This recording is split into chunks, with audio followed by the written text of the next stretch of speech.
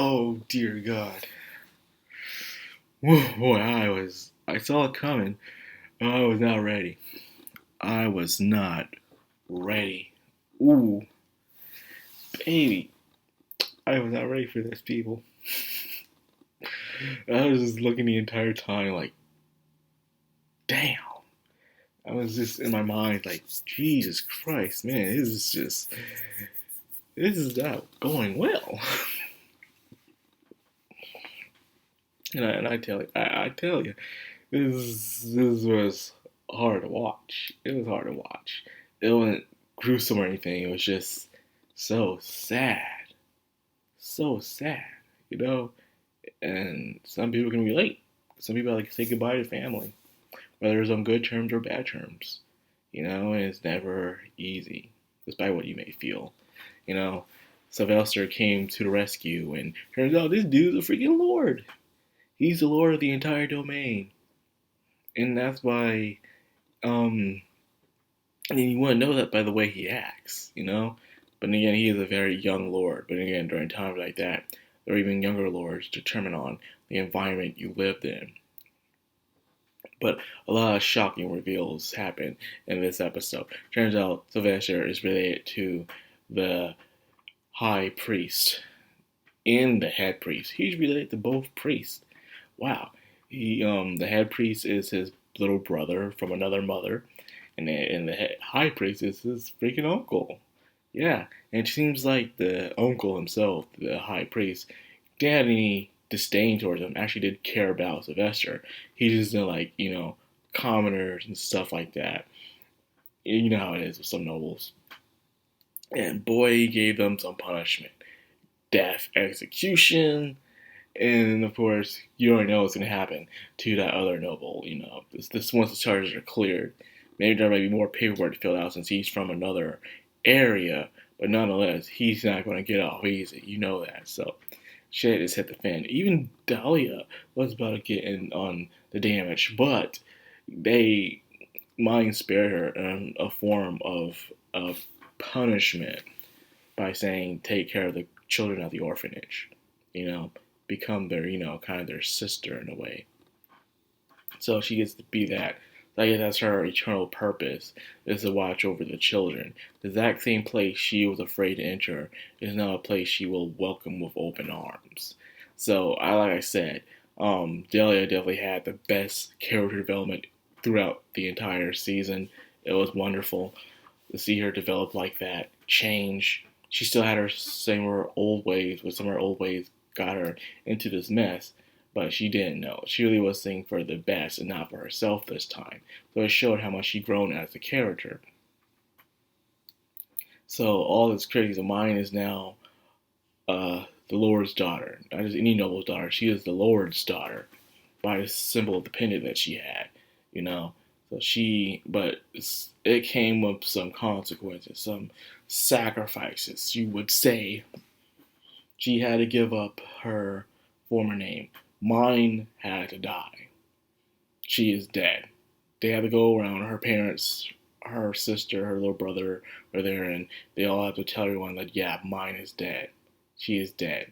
You can't let no one know she's alive. You don't know she exists. She is dead towards the common folk. She is now known as Rosemine. Yes. And this is kind of like, I love how they did it too. Her having a conversation with each of her family members as they signed the paper. And the fact that the Lord himself, Sylvester, said that he probably might, in a certain situation, might have to kill them just to make sure Mine's existence was completely erased is freaking crazy. But stuff like this can cause an uproar. So that's why they try to silence people as much as possible. Hell, most people just give them a shit ton of money and tell them to be off their business. But no, they do like, nah, I probably have to kill you. If it wasn't for mine probably going berserk on me. Like, damn. That was nuts. It's that dangerous living in back in that day, man. You could die at any time just on a flick of a risk of a whim of someone who's higher than you. Not like now here in America, man. Y'all act like y'all got it bad. No, y'all don't. Man. So, yeah, mine is dead. This is her farewell. And she gave off a blessing for everyone to have having the courage to move on, to keep working hard, to go to their dreams. And it's just, and the goodbye, and how she looked down on the floor, looked at herself. This is what isekais were meant to be, a story of self-reflection. The original isekais were, they just went to the other world and they went on this adventure and they had self-reflection. Even here in America, where you have shows where whether a kid or even an adult going to another world is a self-reflection on themselves to better themselves as a character. And most times they will go back to the human world where they belong and show that they can face anything. That's how it was. A lot of shows like that. But unfortunately now most isekais are reincarnation, but even then you can still have that message. They stay in that world, but they can still have that message, like Mushoku Tensei, hell, even Re:Zero. But it seems like that most isekais today is just self-indulgent. It's just self-indulgent. You go there and everything mostly goes your way.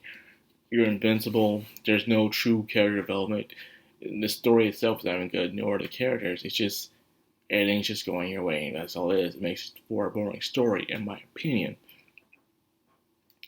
But then we have some like this. Of course, there are some isekais now just for comedy or just for gore or some twist to it.